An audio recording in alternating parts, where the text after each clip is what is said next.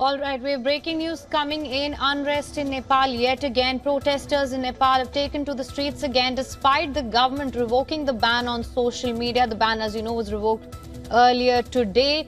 This following the clashes, the youth-led protests which saw things turn violent. Clashes between protesters and police on Monday led to the death of at least 19 and over 400 others were injured. The Kathmandu District Administration Office has imposed an indefinite curfew inside the Ring Road area of the Nepalese capital, reintroducing restrictions just hours after an earlier order was lifted, as I mentioned earlier.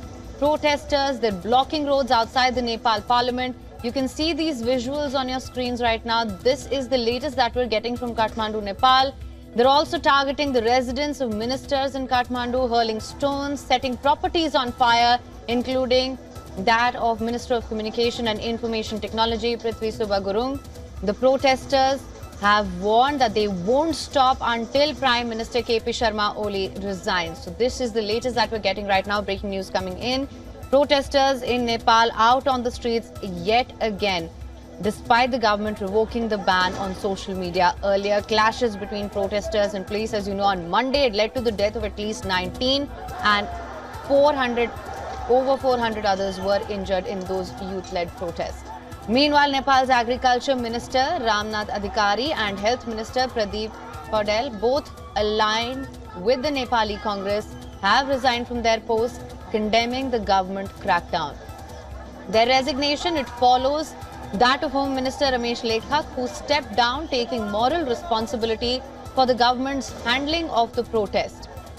India has raised concerns over the protest as well. In a statement, New Delhi has said that it is closely monitoring the developments. It has been, in fact, since yesterday, and is also deeply saddened by the loss of many young lives. Taking note that authorities have imposed curfew in Kathmandu and several other cities in Nepal, it also advised Indian nationals there to exercise caution and adhere to the steps and guidance issued by the Nepali authorities. A decision to lift the ban on social media sites was made after the emergency cabinet meeting late on Monday. This ban, as you know, last week had been put in place on sites which did not comply with the deadline to register with Nepal's Ministry of Communication and Information Technology.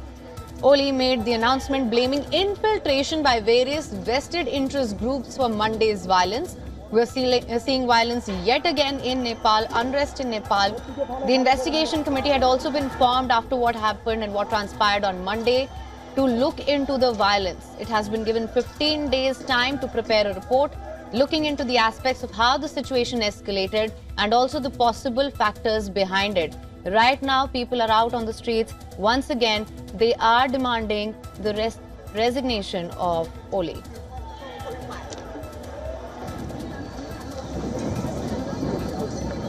For more on this, Vian's correspondent Saloni Murarka is joining us live on the broadcast from Kathmandu. Saloni, thank you so much for joining us. What can you tell us about how things are on ground at the moment? Hello, hi, I've just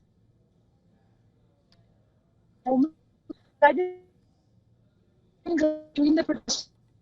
All right, we seem to be having a technical issue with that line there. Of course, as you know, there's violence on the streets, unrest on the streets yet again in Nepal. Our correspondent has been getting us all the updates from ground. However, there seems to be a technical issue at the moment. We can only imagine how tumultuous things are on ground there. We will try and connect with Saloni once we can get her online back with us. For now, this is where things stand. Protesters in Nepal have taken to the streets again despite the government revoking the ban on social media. I believe we have Saloni back online with us. Saloni, I hope you can hear me now. Yes, you're audible. Right, Saloni. So what can you tell us about what's happening on ground right now? Okay, so we're just running a clash that is taking place right at the moment in front of the parliament. Initially, all the protesters crowded the parliament area from different areas, but now they have barged inside the premises, and there's a clash, firing of tear gas, stone pelting, and today it's a very different scenario than yesterday, as there are larger numbers, but yesterday there was only in one area protest. But today we see in several areas in Kathmandu, you know, the entire city has been shut down. However, yes, yet it is very tensed on ground. Right, absolutely. I can imagine, Saloni, you seem to be out of breath at the moment as well. Now, Saloni, we do know that the ban was lifted. There is an investigation that's underway as well. However, there still seems to be unrest and there is this sense of dissatisfaction. We can see the visuals that are coming in right now. Where exactly are you at the moment and how are things there? Do things seem to be settling down at the moment? No, not at all. It is just started to escalate, Hmm. and protesters every minute they are increasing, continuous firing of tear gases. What they believe, the protesters here say that our main issue was not the social media ban, but the rising corruption, the widening inequality in the country, and the constant instability of the government. And then all these three major leaders. Just a second, I have to rush. All right. All right, as you All can the hear from our correspondent as well, things seem to be really getting out of hand in Nepal right now. Our reporter there having to rush as well. From what we did hear from Saloni right now, the number of protesters out on the streets, it's only increasing. You can see these are the visuals. Things seem to be really tense at the moment and volatile. The situation there seems to be growing more volatile by the hour. Earlier, the social media ban had been lifted. As Saloni just told us, the protesters are saying that was not their primary demand as either.